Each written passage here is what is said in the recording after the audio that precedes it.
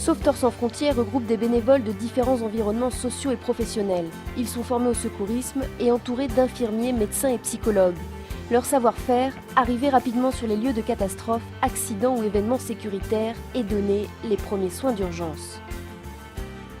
Depuis 10 ans, les secouristes d'SSF ont agi parmi les premiers dans toutes les grandes catastrophes. Des milliers de vies sauvées.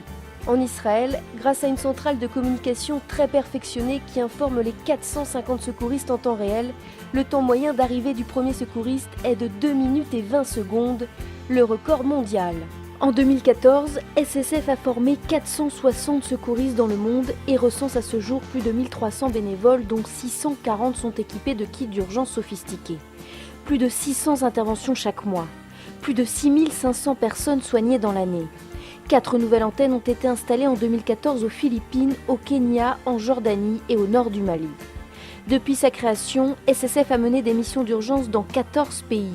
En 2014, SSF est intervenu dans 3 pays différents. Au Kenya, dans la région de Kimbaga, SSF a soigné plus de 250 malades et ses ophtalmologistes ont ausculté plus de 300 enfants. Au nord du Mali, où la guerre continue, plus de 1400 personnes ont été soignées par les secouristes de SSF au cours de 6 opérations différentes en 2014.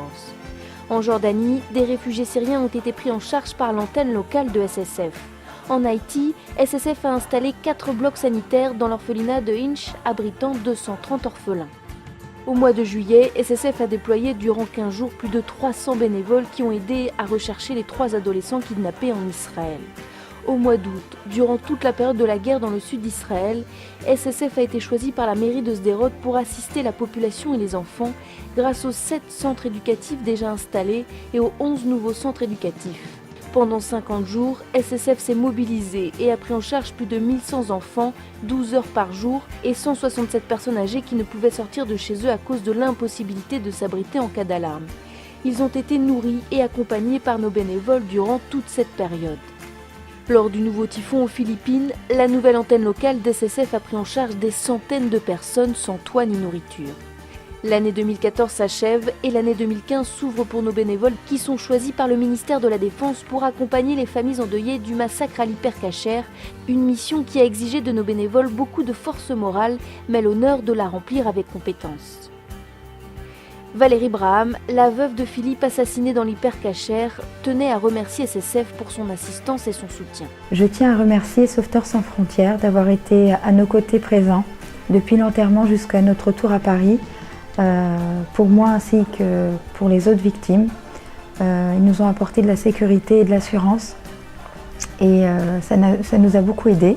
Sauveteurs sans frontières est une belle organisation qui aide des gens du monde entier. Et il est important qu'on continue à les épauler, à les soutenir dans leurs belles actions.